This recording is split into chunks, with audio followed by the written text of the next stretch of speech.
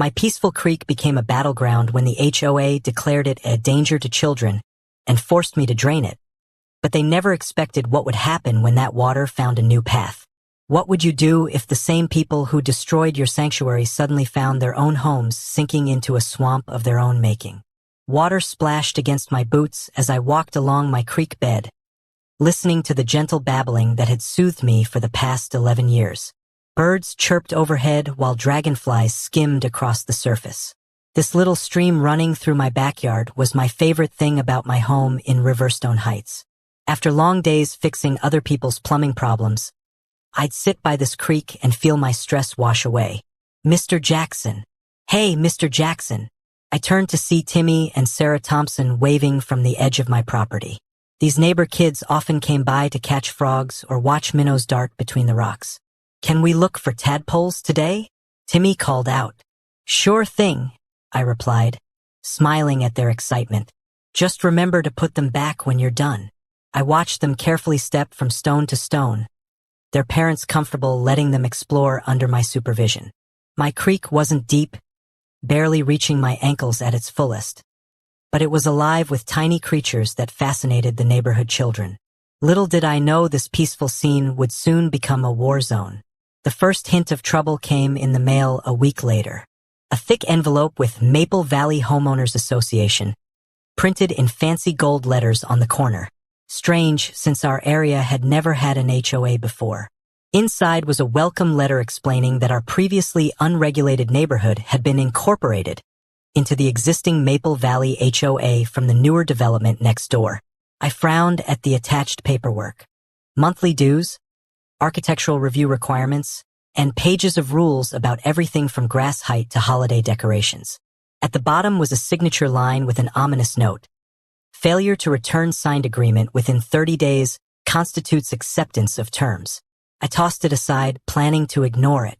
That strategy lasted exactly 3 days, until Karen Westfield appeared at my door. Good afternoon, she said, her smile tight and practiced. I'm Karen Westfield, the Community Standards Director for Maple Valley HOA. I noticed you haven't returned your membership agreement. I'm not interested in joining, I said simply. Her smile didn't waver. I'm afraid it's not optional. Your property deed includes a provision allowing for HOA formation if 75% of area homeowners agree, and we've reached that threshold. That can't be right, I argued. I've owned this place for over a decade.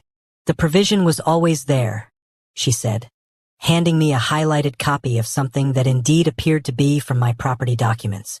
Previous owners never activated it. We're just helping bring consistency to the whole area. I reluctantly signed the papers, but my stomach nodded as I handed them over. Wonderful, Karen said, tucking them into her folder. Our first neighborhood meeting is Thursday night, and she peered over my shoulder toward my backyard. We'll need to discuss that unauthorized water feature. Water feature? It's a natural creek. It was here before my house was built. Natural or not, it poses safety concerns. The Thompson children could wander in and get hurt. I couldn't believe what I was hearing. The Thompsons bring their kids here specifically to play in the creek. They love it. Well, Mr. Jackson, unattended water features are against HOA regulations. We'll address it at the meeting. Thursday evening found me sitting in a folding chair in the community center, surrounded by neighbors looking equally confused about this sudden HOA takeover. Karen stood at the front beside a man she introduced as Richard Westfield, HOA president and, not coincidentally, her husband. We're excited to welcome Riverstone Heights residents to the Maple Valley family, Richard announced. Your homes will benefit from our proven property value protection strategies. I glanced around. Some neighbors nodded appreciatively, while others looked as skeptical as I felt. The meeting dragged on with discussions about mailbox standardization and approved fence heights. Just when I thought they'd forgotten about my creek, Karen clicked to a new slide in her presentation. A photo of my backyard. Moving on to safety concerns, she said. This unauthorized water feature on Elm Street poses an immediate drowning risk to children. I stood up. That's my property, and that's a natural creek that's been there for decades. It's not a feature I installed. The bylaws clearly state all water features must be approved and properly fenced, Karen replied, not bothering to address my point. It's literally 4 inches deep, I countered. Mrs. Thompson raised her hand. My children play in that creek all the time. It's perfectly safe. Karen's eyes narrowed. And do you have liability insurance covering potential accidents on Mr. Jackson's property, Mrs. Thompson? The question silenced the room. The rules exist for everyone's protection, Richard added smoothly. We'll need that creek either properly fenced with a locking gate or filled in within 30 days. After the meeting, I approached the Westfields. A fence around a natural waterway makes no sense. Wildlife needs access. Wildlife is another issue entirely, Karen said. Raccoons, possums, they carry diseases. The creek attracts them to our neighborhood. Your neighborhood?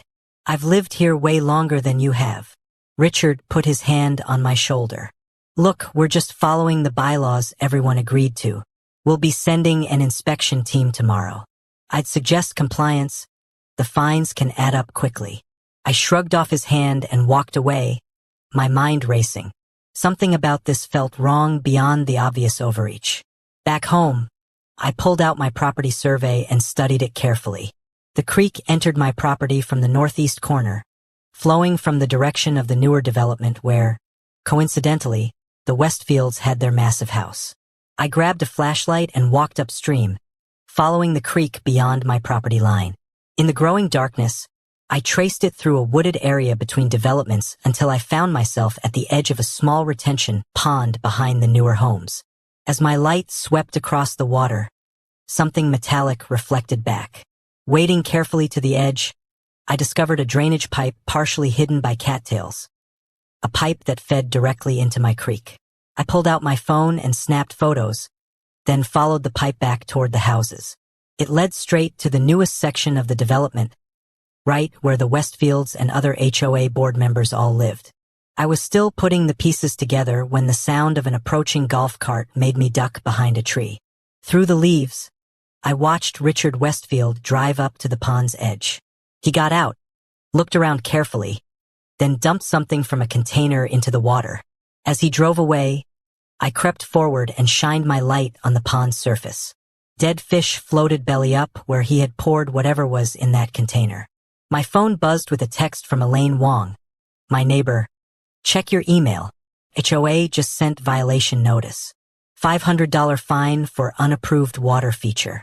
Says drain creek in 30 days or $100 daily penalty. I stared at the message, then back at the poison pond. This wasn't about safety or rules.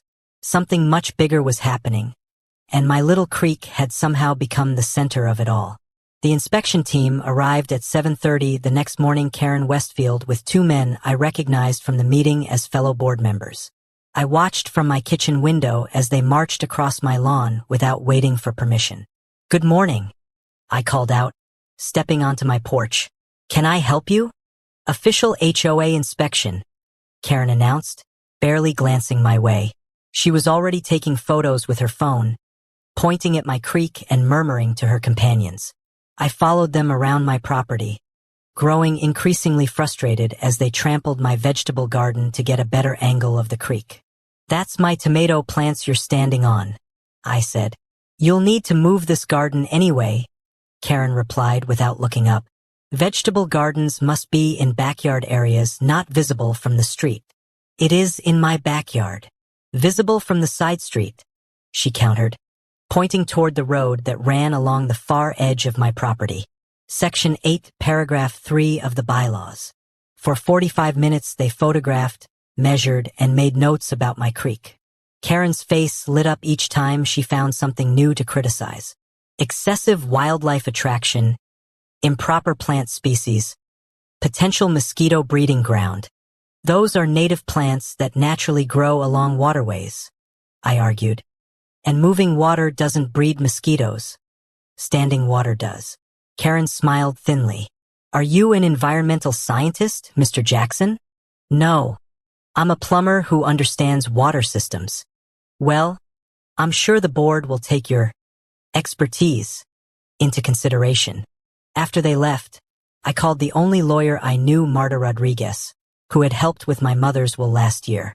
HOAs have considerable power, she explained after hearing my situation. Your agreement gives them authority to regulate aesthetic and safety issues. But it's a natural creek. It's been here longer than any of the houses. Doesn't matter in HOA law, she sighed. They can regulate anything visible on your property. You can fight it, but honestly, it could take years and thousands in legal fees. 3 days later, the certified letter arrived.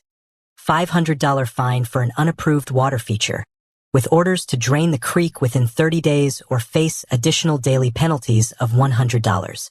That evening, Mrs. Thompson knocked on my door, her children hovering behind her. We heard about the creek, she said apologetically. The kids are heartbroken. Timmy looked up at me with red-rimmed eyes. Can't you save the frogs, Mr. Jackson? I'm trying, buddy. I promised, though I had no idea how. After they left, I spread out maps of the neighborhood on my kitchen table. Something still didn't add up about the Westfield's aggressive push to eliminate my creek. I found an old geological survey online and compared it with current property maps. The creek didn't start on my property. It originated from an underground spring near the highest point of the neighborhood, which was now covered by the newest section of homes, including the Westfield's giant house. The next day, I visited the county records office, hoping to find more information about the development's water management plan. As I was examining property documents, someone tapped my shoulder. Fighting the creek battle? Asked Elaine Wong, my neighbor from 2 streets over. Her friendly face was a welcome sight. How did you know? We've all been there, she said grimly. They forced me to remove my koi pond last month. It had been there for 15 years. My grandmother cried for days. It reminded her of home. I'm sorry, I said, suddenly realizing I wasn't the only victim of the HOA's overreach. Elaine glanced at the maps spread before me. Finding anything interesting? Maybe. Did you know this whole area used to be wetland? The developer filled it in to build those new houses. Her eyebrows rose. Including the Westfield's place? Especially their section. And get this, I think they're diverting groundwater through my creek. I found a drainage pipe leading from their retention pond. Elaine's expression hardened. You should talk to Dr. Martinez at the community college. He fought the development 5 years ago, said it would cause drainage problems. Nobody listened. That afternoon, I found Dr. Martinez in his cramped office, surrounded by stacks of environmental impact reports. Of course I remember that development, he said, pushing his glasses up. Terrible plan. They built on a natural spring system without proper mitigation. He pulled out a topographical map. See these blue lines? Underground water channels. They run right under those new houses. And drain into my creek, I added. He nodded. Exactly. Your creek is an essential relief valve for groundwater pressure. If you close it off, he made an explosive gesture with his hands. The water has to go somewhere, I murmured. Physics always wins, Dr. Martinez agreed. Water follows the path of least resistance. Armed with this knowledge, I attended the next HOA meeting. When it came time for resident comments, I approached the microphone. I'd like to discuss the environmental impact of removing my creek, I began. According to geological surveys, it's part of a critical watershed system that helps prevent flooding. Karen immediately cut me off. The association has already consulted experts on this matter. Which experts? I challenged. Because I've spoken with Dr. Martinez from the Environmental Science Department, and he says, we're not here to debate settled issues, Richard interrupted. The violation stands. Next speaker, please. As I returned to my seat, I noticed several neighbors giving me thoughtful looks. After the meeting, Mrs. Thompson and 3 other homeowners approached me in the parking lot. We believe you, Mrs. Thompson said quietly. Karen's been using safety concerns to control everyone. Last month, she made the Patels remove their decades-old oak tree because acorns are choking hazards. I'm fighting this, I told them, but I need help. That night, as rain poured down, I sat in my car across from my property, watching the crew the HOA had hired. Under portable floodlights, men in yellow raincoats dug trenches and laid large pipes, diverting my creek underground. By morning, my beautiful creek bed lay empty and dry, nothing but exposed rocks and mud where water had flowed for centuries. I felt hollow inside as I walked the dead creek bed, picking up stranded minnows and relocating them to a bucket of water. The Thompsons' children helped silently, their faces solemn as they saved what creatures they could. "Where will the water go now?" Timmy asked. I looked toward the Westfields neighborhood on the hill. "That's what I'm wondering too." The answer came 3 days later, as the storm intensified. I was awakened at 2 a.m. by frantic pounding on my door. It was Elaine, soaking wet and wide-eyed. "You need to see this," she gasped. "Bring your camera." I followed her through the downpour to the newest section of the development. As we rounded the corner onto Maple Drive, I stopped in shock. Water bubbled up through storm drains, flooding the street ankle-deep. Several homeowners were outside with flashlights, desperately trying to direct water away from their foundations. And there, in the center of it all, stood the Westfields in matching monogrammed raincoats, Richard shouting at someone on his phone while Karen directed neighbors to place sandbags around their property, and only their property. "The sewers are backing up too," Elaine whispered. 3 houses already have basement flooding." I remembered Dr. Martinez's words, "Water follows the path of least resistance." With my creek gone, the groundwater had found a new route, right under the homes of those who had destroyed its natural path. From the shadow of a large oak tree, I took photos and videos, documenting everything. As dawn broke, I noticed something even more interesting. The ground around several foundations was visibly shifting, tiny rivulets forming between houses as the earth became saturated. The Westfields' grand house sat at the highest point, seemingly safe for now. But physics always wins, and water, like truth, has a way of rising to the surface. They had no idea what forces they'd unleashed, but they were about to find out. "You have 30 days to comply." The words from the HOA notice burned in my mind as I stood in the rain, watching my beloved creek. Lightning flashed overhead, illuminating the water that had been part of this land long before any houses existed. Couldn't sleep that night. Instead, I pulled out my laptop and started searching. What rights did I have? What exactly was this creek? My simple questions led me down a rabbit hole I never expected. By sunrise, my kitchen table was covered with printouts, watershed maps, property surveys, and county records. My eyes burned from lack of sleep, but what I discovered sent a jolt of energy through me. This wasn't just any creek. It was part of the Riverstone Heights watershed system, a critical drainage point for the entire neighborhood. "Look at this," I said to my neighbor Sam when he stopped by with coffee. I pointed to the oldest map, dated 1962. "See how the water naturally flows? It comes from an underground spring up by the hilltop, where Karen and Richard built their homes." Sam adjusted his glasses. "Wait, so if they stop your creek, the water has to go somewhere," I finished. "It doesn't just disappear." I needed an expert opinion, so I called the local university. Dr. Martinez, an environmental science professor with gray-streaked hair and mud-caked boots, agreed to visit that afternoon. She walked the length of my property, testing soil samples and taking measurements. Rain dripped from her hat as she crouched beside the creek. "This is a textbook example of a natural drainage system," she explained, scooping up some water in a jar. "These tiny organisms are indicators of healthy water flow. Disrupting this could have serious repercussions for the surrounding area." She pointed toward the higher ground where the fancy houses sat. "Your neighborhood was built on what used to be wetlands.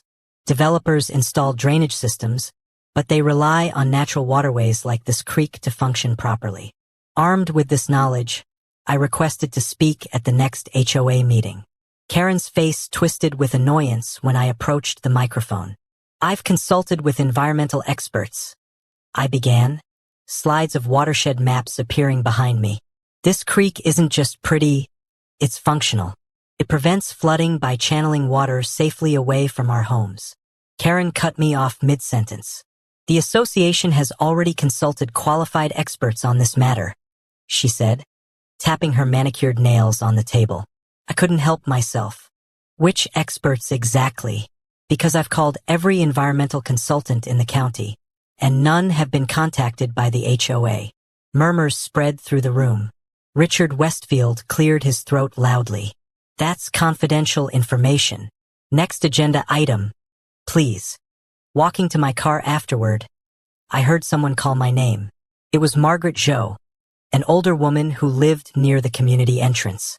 I worked for the county water department for 30 years before retiring, she whispered, glancing around nervously. What you said in there was right. They're making a terrible mistake. She pressed a weathered business card into my hand. Call my old colleague at the water department.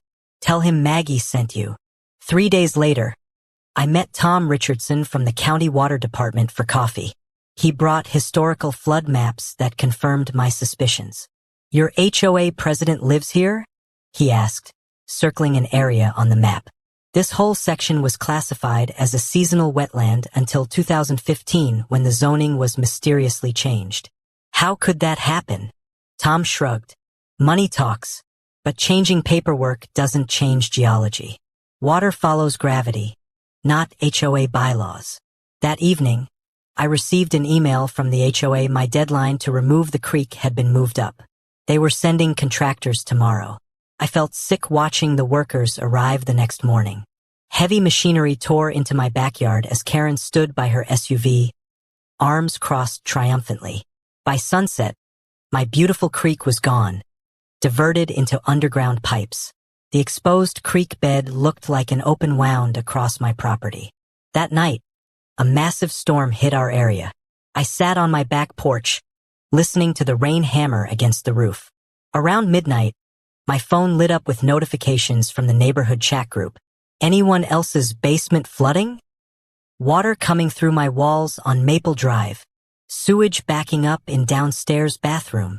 I pulled on my raincoat and boots, grabbed a flashlight, and ventured out into the storm. Water pooled in the streets, but something caught my attention. The flooding wasn't random. It was concentrated around certain homes, particularly those near Karen and Richard's properties. Following a hunch, I sloshed through ankle-deep water toward their street. What I saw made me gasp. Water bubbled up through their perfectly manicured lawns like natural springs. The ground around several foundations was visibly shifting, with muddy water seeping from beneath concrete. My phone rang. It was Elaine Wong. My basement is completely flooded, and I'm not the only one. I know, I said, watching as Richard frantically tried to divert water from his garage with a broom. I'm looking at it right now. What's causing this? She asked.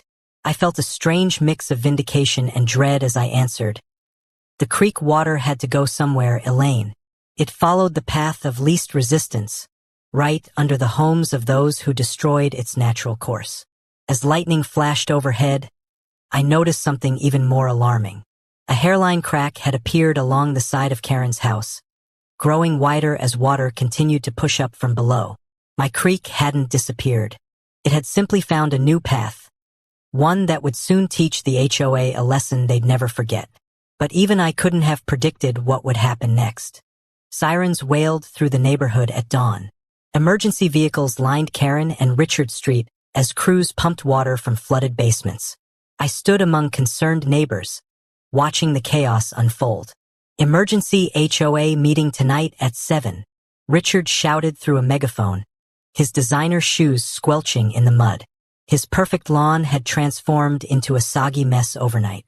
News vans arrived by mid-morning. A reporter thrust a microphone in my face. Sir, you live downstream from the affected homes. Has your property experienced any flooding? Strangely, no, I replied truthfully. My property used to have a natural creek that helped control water flow, but the HOA forced me to remove it last week. The reporter's eyebrows shot up. The creek was removed right before this flooding occurred? Karen appeared seemingly from nowhere, inserting herself between us. The timing is purely coincidental. This is clearly a city infrastructure failure. She yanked the reporter away to show her the emergency pumps instead. My phone buzzed with a text from Elaine. "Did you see what happened to the Thompsons' house? It's the worst on the block." I hadn't. Making my way to their property, I found Sarah Thompson sitting on her front steps, surrounded by soaked photo albums and family heirlooms.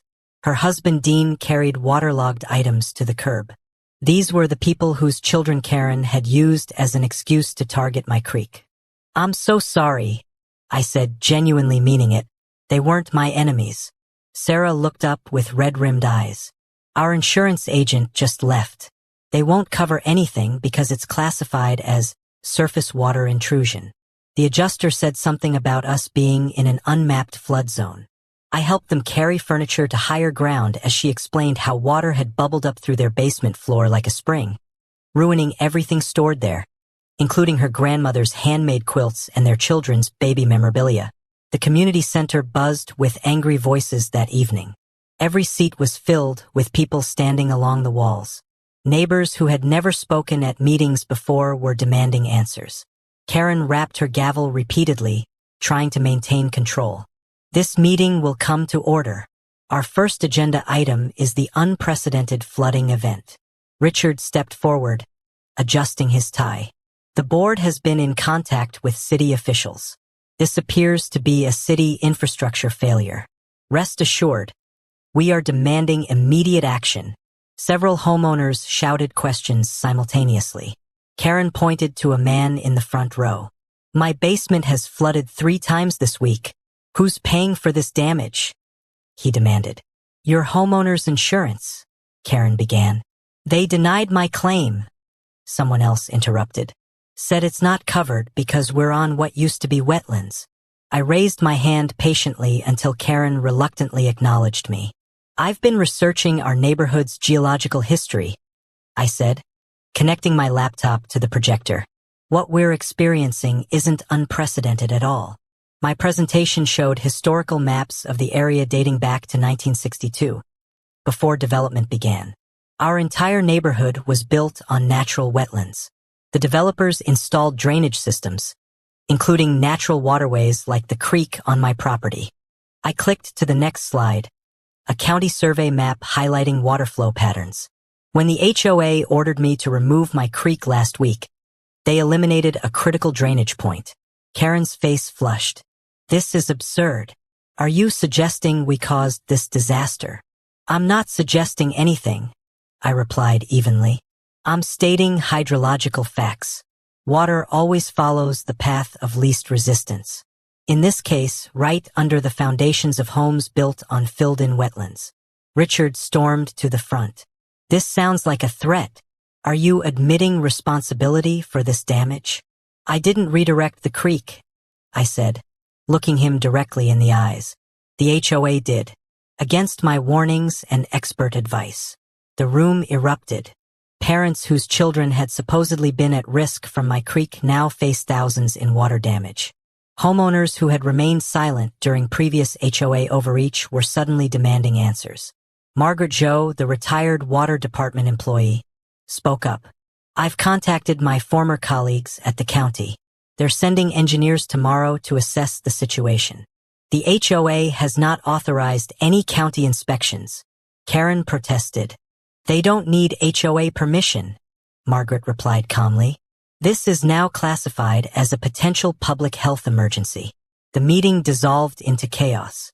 As I packed up my materials, Sarah Thompson approached me. "The water in our basement keeps coming back no matter how many times we pump it out," she whispered. "Our foundation is cracking. The HOA is telling us to handle it ourselves, but we can't afford these repairs." "How many other families are in the same situation?" I asked. "At least 12 on our street alone," she replied. "We need your help. You seem to understand what's happening better than anyone." I hesitated. Getting involved could make me a bigger target for Karen and Richard's wrath. "I'll help on one condition," I finally said. "When the time comes, we vote for new HOA leadership." Sarah nodded firmly. "Just tell us what to do." The county engineers arrived the next morning, taking soil samples and conducting ground surveys. I walked with them, pointing out where my creek had been and how water now pooled in unexpected places.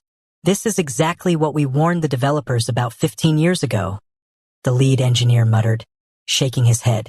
You can't just fill in wetlands and expect water to cooperate. Their official report arrived 3 days later via certified mail to all homeowners. Its conclusion was damning. The recent flooding is directly attributable to the unauthorized modification of natural drainage systems, specifically the removal of the creek at 247 Meadowlark Lane. I barely slept that night, knowing the report named my address specifically. When morning came, I stepped outside to find all 4 of my car tires slashed. A note had been tucked under my windshield wiper, "Back off or else." Rather than intimidating me, the threat solidified my resolve. I photographed everything, called the police, and then reached out to the local newspaper. The reporter who had interviewed me earlier jumped at the follow-up story. HOA blamed for neighborhood flooding. Read the headline 2 days later. The article detailed how the HOA had ignored expert advice and forced the removal of a natural drainage feature, leading to property damage for multiple homeowners. My phone rang nonstop with calls from neighbors I'd never spoken to before. They shared stories of other HOA abuses, arbitrary fines, selective enforcement, personal vendettas. They made me remove my son's basketball hoop because it was 2 inches taller than regulation, one father told me. Meanwhile, Richard's boat has been parked in his driveway for months against the same rules. What had begun as a fight for my creek had evolved into something much larger. The HOA had awakened a sleeping giant, a community tired of petty tyranny. That evening, as I helped the Thompsons install water barriers around their foundation, I noticed Karen and Richard watching from their car across the street. When they saw me looking, they quickly drove away. The neighborhood group chat pinged with an urgent message from Elaine.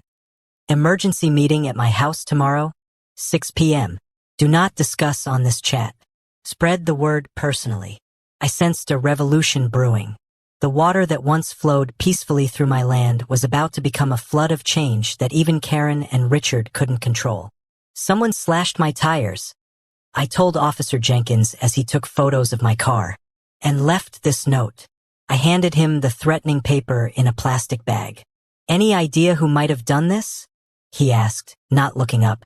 The HOA president and his wife aren't happy with me right now. My phone buzzed with a text from Elaine. Emergency meeting at my house. Now, when I arrived, people were crammed into Elaine's living room. The air felt heavy with worry and anger. My kid's bedroom ceiling caved in last night, Sarah Thompson said, showing us pictures of soaked stuffed animals and ruined books. Her voice cracked. They're staying with my parents now.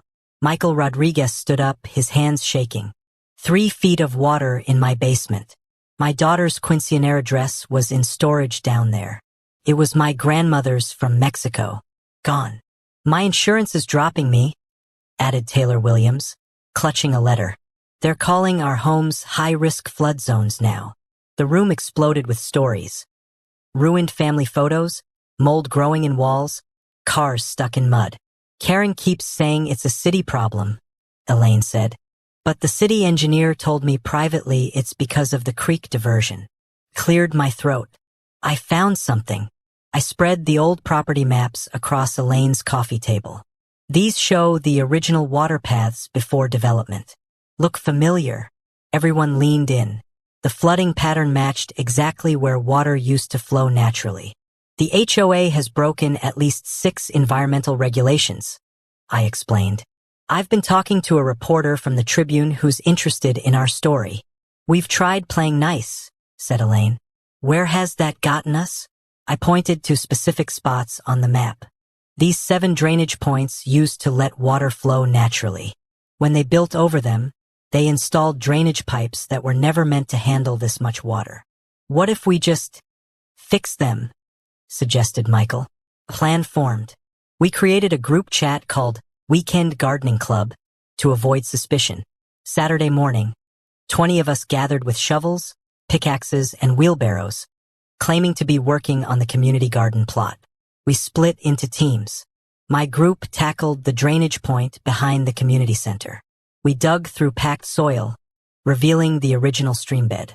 Look, Sarah called out, holding up a piece of plastic. They literally covered the natural drain with construction trash. We worked all day under the hot sun, sweat soaking our shirts. Old Mr. Jenkins brought us lemonade.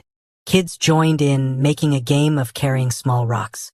Around 4 o'clock, a black SUV screeched to a halt at the edge of the common area. Karen jumped out, her face twisted with rage. "This is vandalism. I'm calling the police." I walked over calmly, covered in mud but smiling. "Hello, Karen. We're just helping maintain proper drainage as per Section 12.3 of the HOA bylaws."